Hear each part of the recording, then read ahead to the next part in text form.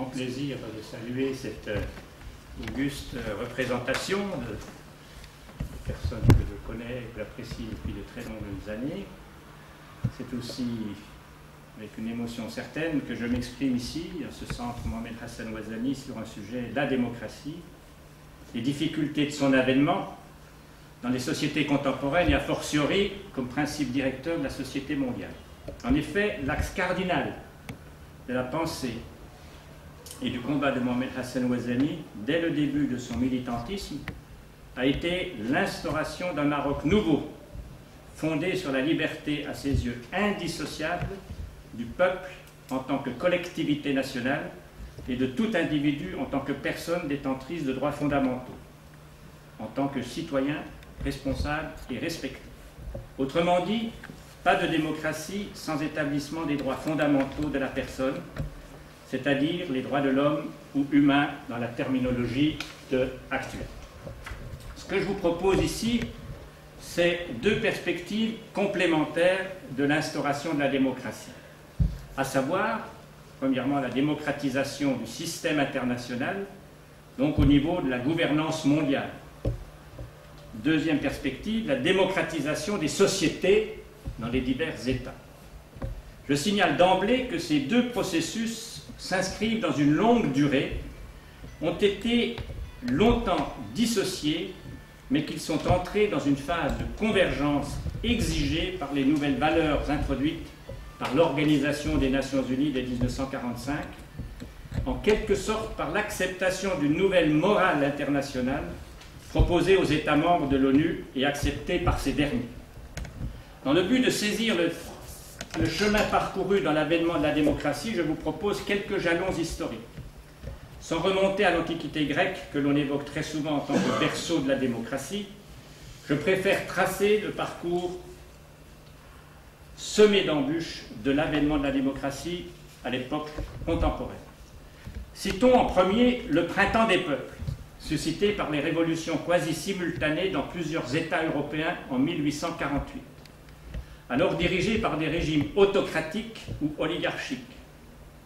Signalons d'emblée, entre parenthèses, que ce printemps des peuples européens de 1848 a été beaucoup évoqué lors du printemps arabe de 2011, notamment pour inviter les commentateurs et les acteurs de ce printemps arabe, souvent impatients, à faire preuve de patience en référence à la longueur du processus de démocratisation en Europe elle-même. On sait en effet que les révolutions démocratiques de 1848 ont été écrasées par la force dans la plupart des pays, sauf en Suisse où elle a triomphé, à la suite d'une petite guerre civile. Qu'en France même, la jeune République n'a connu qu'une existence éphémère, du fait que le président de cette République, Louis-Napoléon, se fera proclamer empereur des Français et réussira à maintenir son régime jusqu'en 1870, régime effondré à la suite de la défaite militaire infligée par la Prusse de Bismarck. La République qui suivra, la fameuse Troisième République, qui survivra jusqu'en 1940, introduisit un régime parlementaire et plusieurs droits fondamentaux tels que liberté d'opinion, de réunion, d'éducation, etc. En gros, jusqu'au premier conflit mondial, si quelques États européens ont introduit des pratiques démocratiques et que la lutte a été ouverte pour les droits fondamentaux, y compris dans le monde du travail, des droits de la femme, des droits de l'enfant, de la santé, etc. Il ne saurait encore être question, dans ce contexte-là, de démocratisation dans les relations internationales. Ce n'est qu'à la fin du premier conflit mondial qu'une impulsion majeure sera donnée à l'instauration d'un nouvel ordre international. Les mouvements pacifistes et des droits de l'homme qui s'étaient battus, surtout depuis la deuxième moitié du XIXe siècle, y ont beaucoup contribué. Mais c'est l'initiative du président des États-Unis d'Amérique, Wilson, qui va être déterminante. Wilson veut organiser un monde de paix. C'est ce fameux projet de League of Nations ou de Société des Nations. Il impose aux États le principe de sécurité collective, à savoir tous les États se garantissent mutuellement, et le principe révolutionnaire, dans la pratique diplomatique, d'égalité entre les États, petits et grands. c'est le premier pas de démocratisation du système international, complété par une autre exigence, celle de la diplomatie qui désormais doit être publique et non plus secrète, car l'on attribuait la cause des guerres, et notamment de la Première Guerre mondiale, à la diplomatie secrète, celle des traités passés entre États, dirigés contre d'autres États, qui nourrissaient les suspicions et les inimitiés. De ce principe, il en a résulté l'obligation de publier tous les traités par le secrétariat de la Société des Nations, principe repris par l'ONU en 1945 et pratiqué jusqu'à nos jours. Tout traité non publié n'a pas de validité internationale et donc n'est pas opposable en cas de conflit. On sait que la Société des Nations n'a pas tenu toutes les promesses mises en elle, notamment pour éviter la guerre entre États. Il y a plusieurs causes à cette déficience. Premièrement, son manque d'universalité, contrairement à l'ONU de nos jours. Notamment la non-adhésion des États-Unis, alors que c'était leur président qui en avait été un des principaux instigateurs. Deuxièmement, l'absence des pays vaincus, en particulier l'Allemagne. Troisièmement, l'opposition de Lénine et de l'Union soviétique à cette organisation qualifiée de bourgeoise, à laquelle il opposa la Troisième Internationale ou Comintern. Il y a aussi l'abandon de régimes démocratiques, alors que leur maintien aurait donné une cohésion de valeurs à promouvoir et à défendre. L'établissement de dictatures, du fascisme puis du nazisme conduisit à la défaite des démocraties dans plusieurs États européens. Cette période d'entre-deux-guerres démontre que la démocratie n'est pas assurée une fois pour toutes, qu'elle peut être combattue et vaincue et donc disparaître. De cette expérience de l'affaissement de la démocratie, la victoire dite des démocraties dans la Deuxième Guerre mondiale, donc en 1945, va amener les responsables politiques, appuyés par des mouvements de la société civile, à établir un nouvel ordre international fondé sur des principes démocratiques auxquels devront souscrire tous les États invités à faire partie des Nations Unies. S'ajouta un autre principe, celui du respect des droits fondamentaux de la personne humaine, inscrit dans la Déclaration universelle des droits de l'homme de 1948. Si depuis 1945, la démocratie est un principe reconnu universellement et devient un critère de participation au nouveau système de gouvernance mondiale qu'incarnent les Nations Unies, il est désormais admis que la démocratie est à la fois une donnée universelle dans sa nature, mais plurielle dans ses applications, tant du point de vue historique que géographique. Il n'y aurait donc aucune légitimité à affirmer, comme on l'a fait très longtemps en Europe, que la démocratie doit correspondre à un seul modèle. Cependant, le principe fondateur de toute formule démocratique postule que la souveraineté réside dans la nation. Ce qui signifie que l'avenir d'un peuple doté d'institutions démocratiques dépend des choix qu'il fait, notamment en adoptant des institutions adaptées à ses besoins et à ses projets d'organisation, et en désignant des responsables ou des mandataires pour les assumer. Autrement dit, il y a plusieurs modèles de démocratie.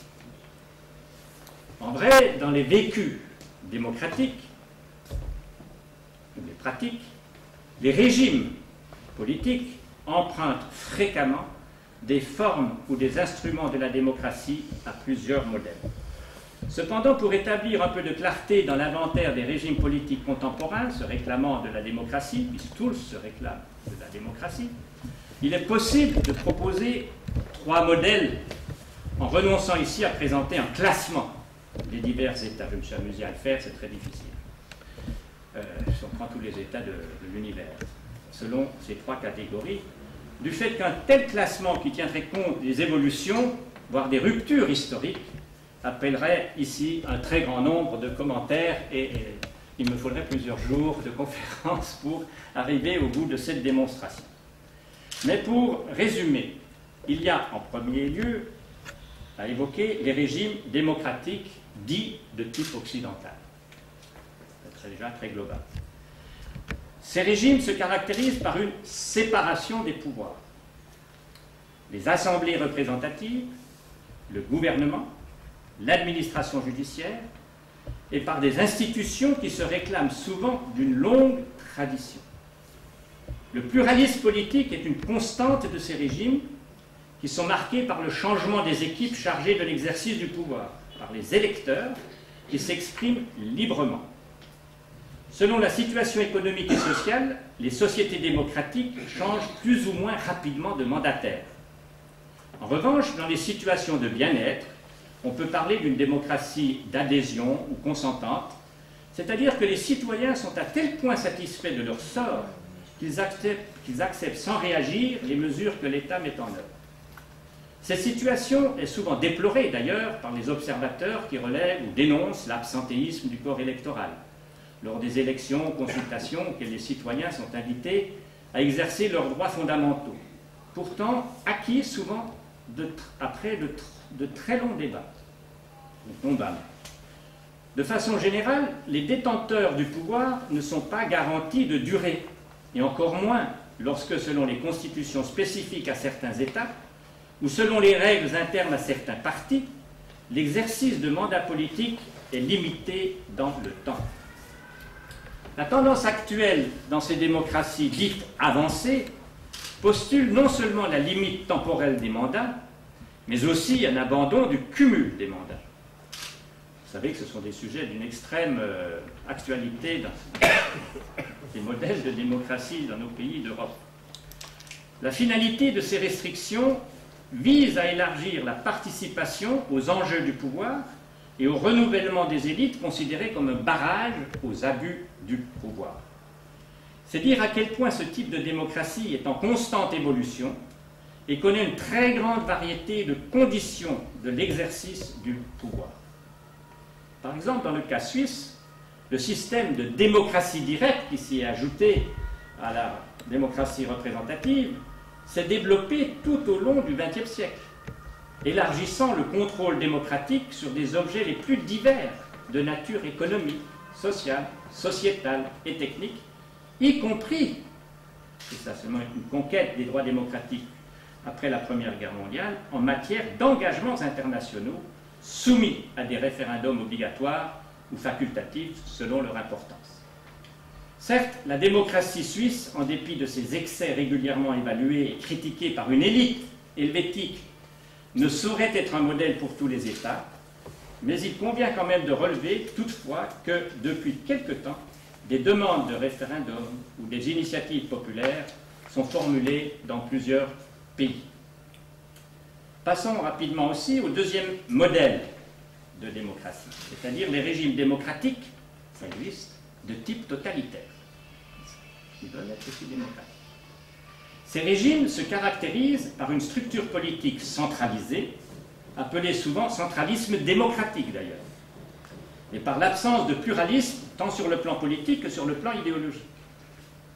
Le pouvoir exercé par un parti unique se veut l'incarnation du peuple tout entier.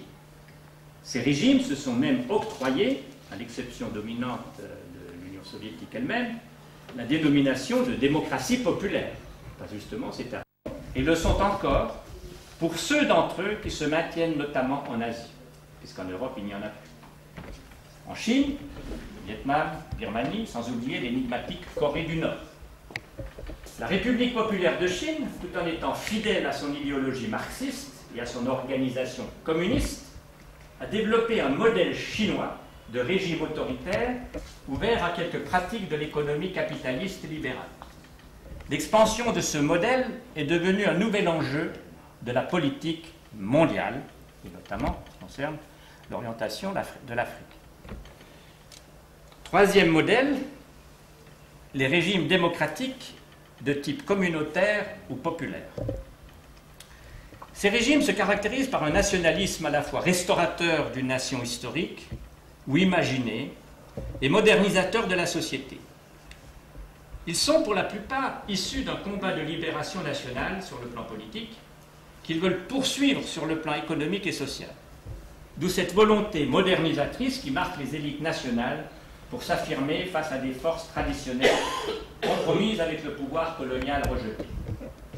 Les masses se reconnaissent volontiers dans une équipe d'hommes ou dans un chef qui ont su mobiliser le peuple pour un objectif qui peut être à la fois national, idéologique ou religieux. Certains de ces régimes se sont réclamés d'un socialisme plus pragmatique que doctrinaire. On a parlé de socialisme africain, de socialisme arabe, etc. Mais qui ont souvent repris à leur compte des formes d'organisation politique des démocraties populaires européennes ou asiatiques. À savoir parti unique, étatisme, mobilisation des masses par de grands rassemblements, exclusion de toute force d'opposition. Ce modèle de démocratie est actuellement en reflux, notamment depuis l'effondrement des pouvoirs communistes qui les favorisaient et de leur chef de file, l'Union soviétique, dans la dernière décennie du XXe siècle. Toutefois, la transformation de ces régimes de type communautaire, mais à vrai dire souvent autoritaire, voire personnel, c'est-à-dire lié à un chef, ne se fait que rarement par un processus démocratique et pacifique.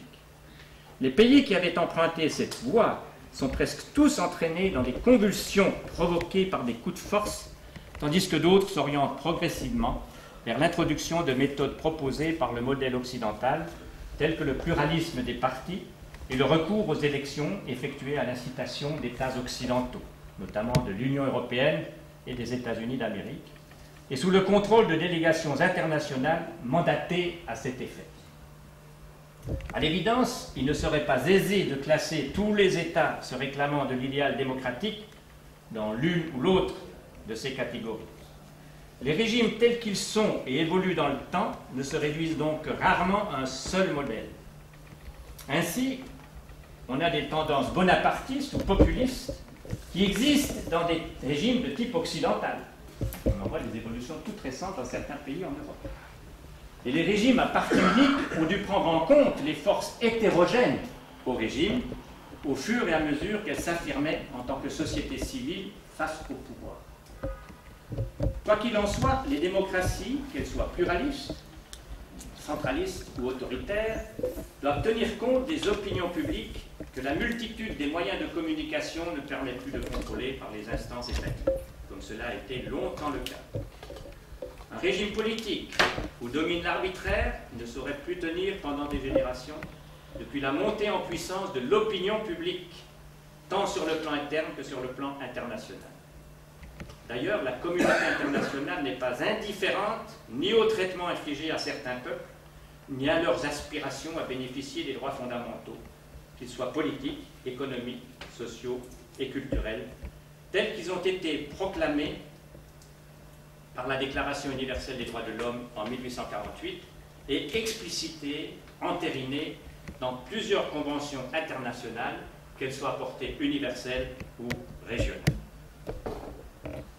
Si la variété des modalités de soumission et de domination a influencé l'attitude des peuples soumis à l'égard de la puissance étrangère, allant d'une attitude radicalement hostile à une disponibilité à accepter la mainmise étrangère et par conséquent à collaborer avec elle dans la mesure où celle-ci permettrait des améliorations importantes des conditions d'existence, il n'en demeure pas moins que dans la durée, tout pouvoir étranger discriminatoire à l'égard de l'élite et de la population, tant au niveau de la mise en valeur des ressources que dans l'exercice des fonctions administratives, provoque un rejet. Ce rejet s'est traduit soit par des révoltes violemment réprimées, soit par une contestation argumentée de la part des élites bien au fait des principes et des pratiques de la puissance dominante chez elles, que ce soit dans la période coloniale par rapport à la métropole selon le langage de l'époque. En effet, un des arguments de la puissance, par exemple coloniale, consistait à déclarer que sa mission première consistait à apporter la civilisation à des peuples considérés comme arriérés, à améliorer les conditions de vie, et notamment dans le cas de l'Afrique, à sortir les peuples de l'obscurité, de l'esclavage et de la sauvagerie. Les discours civilisateurs qu'on a pu entendre servait à attirer une élite locale qu'il fallait mobiliser en faveur de cet ambitieux projet de civilisation.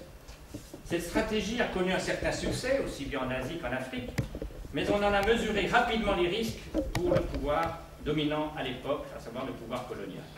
En effet, les élites occidentalisées se sont persuadées que les principes d'organisation politique et sociale en vigueur en Europe devaient être appliqués par la puissance occupante, autrement dit, les ressortissants des colonies, méritaient d'être traités selon les mêmes principes qui étaient appliqués aux Européens. Ici apparaît un de ces paradoxes du discours et de l'exemple européen. Les partisans de l'apport des principes et des valeurs européens au renouveau des sociétés colonisées, qui formèrent les premiers opposants politiques, d'ailleurs aux pouvoirs coloniaux, ont été brimés, combattus, et pour certains d'entre eux particulièrement remuants, emprisonnés ou exilés de leur propre pays. Les exemples sont innombrables de ces nationalistes qui, de l'Inde à l'Indochine, de l'Égypte à l'Afrique du Nord, puis à toute l'Afrique, ont été réduits au silence, condamnés, discrédités et parfois liquidés physiquement. Leur tort consistait à s'être approprié les principes et les doctrines de l'Occident et d'avoir eu la prétention de les adapter à leur peuple. Il est intéressant de relever que par rapport à ces dynamiques modernisatrices introduites par la colonisation, le pouvoir colonial s'est évertué à trouver un antidote efficace. Il l'a trouvé avec des succès mitigés dans la durée, en s'appuyant sur les forces traditionnelles, les dynasties séculaires, cajolées et protégées, les maharajas en Inde, les sultans, les émirs dans le monde musulman, les chefferies en Afrique, voire en favorisant les confréries et les minorités religieuses partout où elles avaient été maltraitées dans le passé par les pouvoirs en place. Ce qui est encore plus paradoxal, c'est que cette politique clientéliste s'est poursuivie non seulement dans l'entre-deux-guerres, mais encore après 1945, malgré un discours solennel sur les droits des peuples à disposer d'eux-mêmes et sur la promotion des droits fondamentaux de l'homme, dont le respect faisait partie intégrante des valeurs dites occidentales. Adhésion formelle aux principes démocratiques.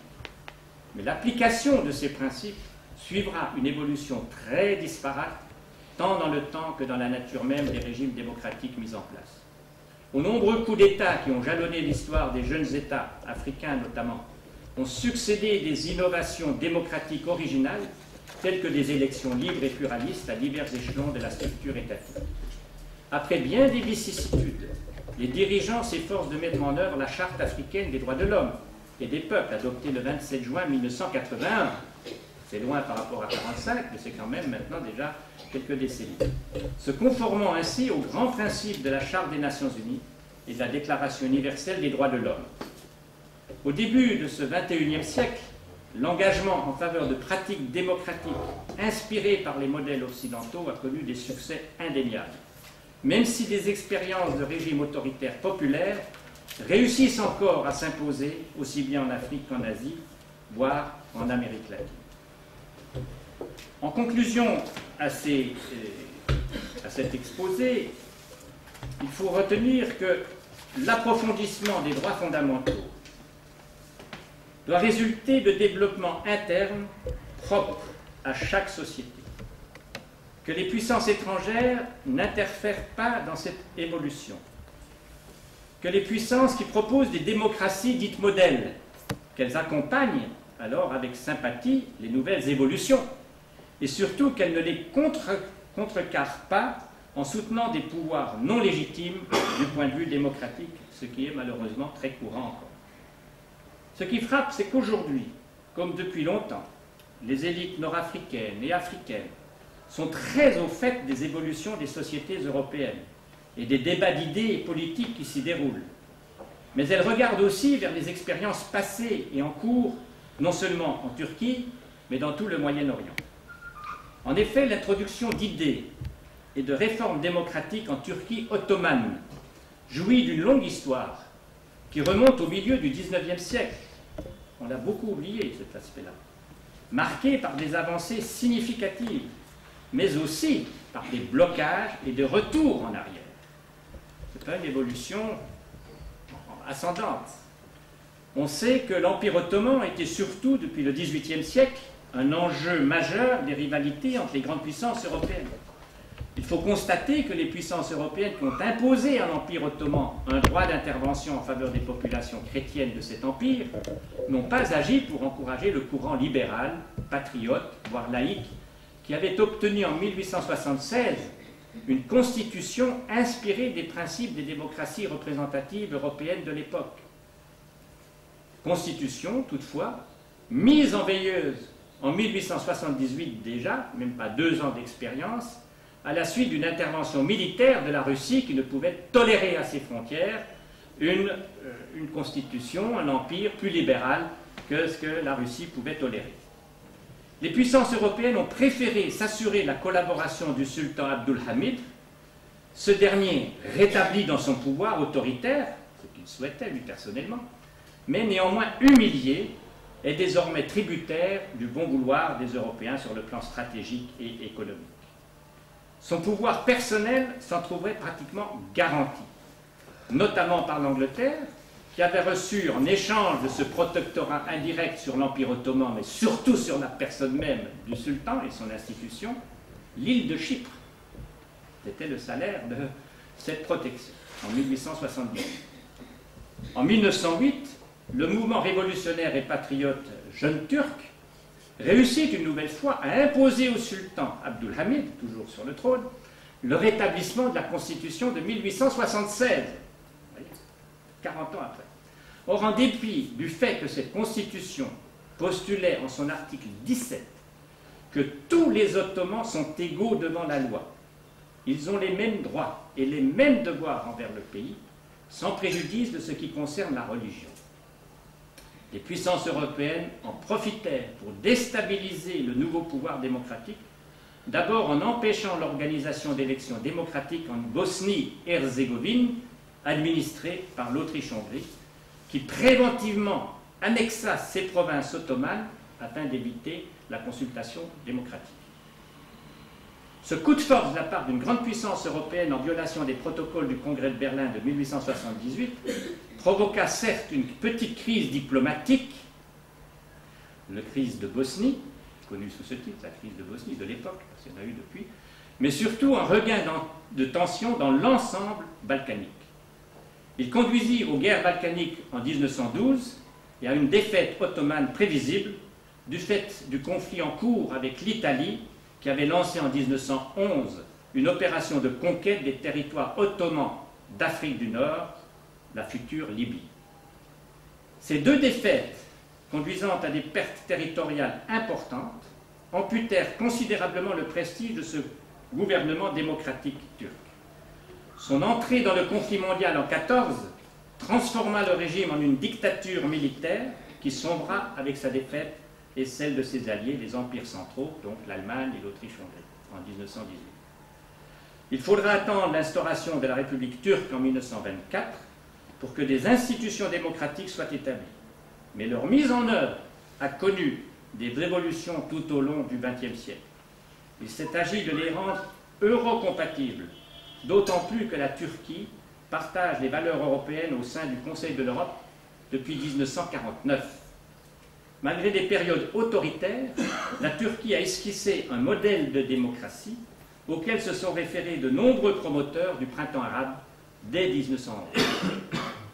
Il n'en demeure pas moins que la communauté internationale, échaudée par des échecs des interventions militaires massives en Afghanistan dès 2001, puis en Irak en 2003, par l'opération significativement dénommée Iraqi Freedom, liberté pour l'Irak, puis en Libye en 2011, où l'objectif proclamé était aussi l'instauration d'institutions démocratiques, se montre, sinon opposé, du moins réservé par rapport à la doctrine avant tout américaine de libérer par la force les peuples des dictatures qui les oppriment.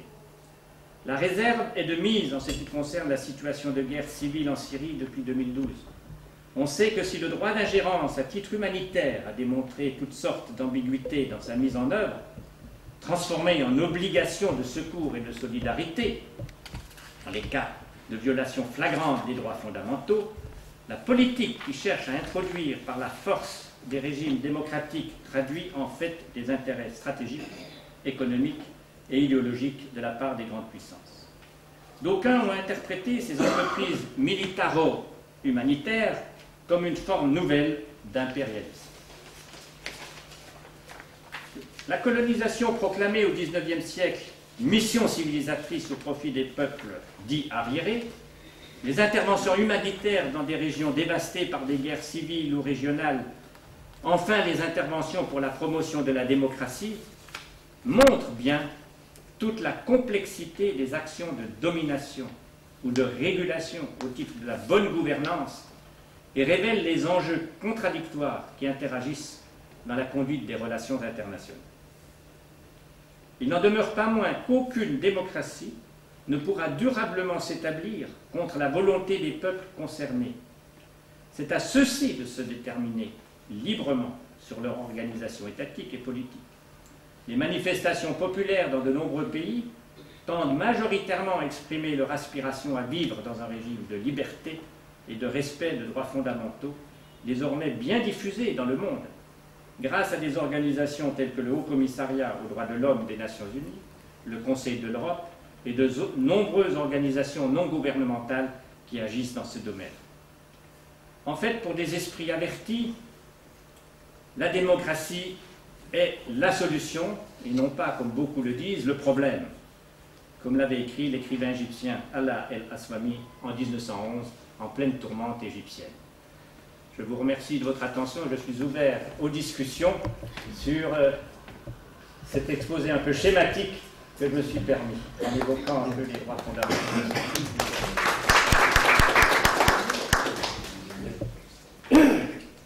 Merci, monsieur le professeur, de ce tour d'horizon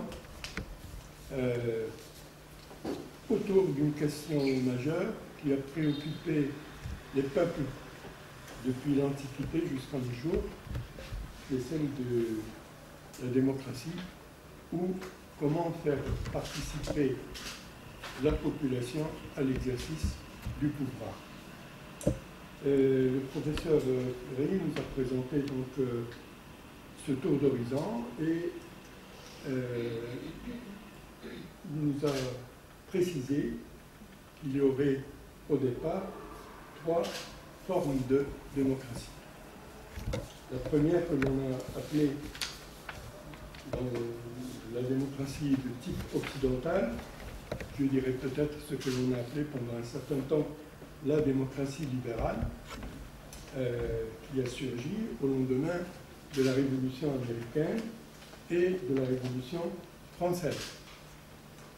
Ensuite, cette démocratie, bien sûr, met en place un système fondé sur la séparation des pouvoirs, en précisant que certains organes vont assurer le pouvoir législatif, d'autres l'exécutif et d'autres le judiciaire.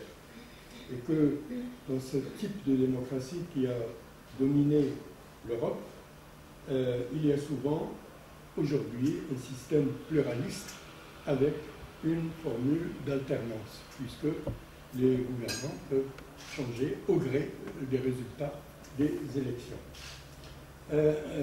Face à ce système, s'est installé un autre, que l'on a appelé celui que M.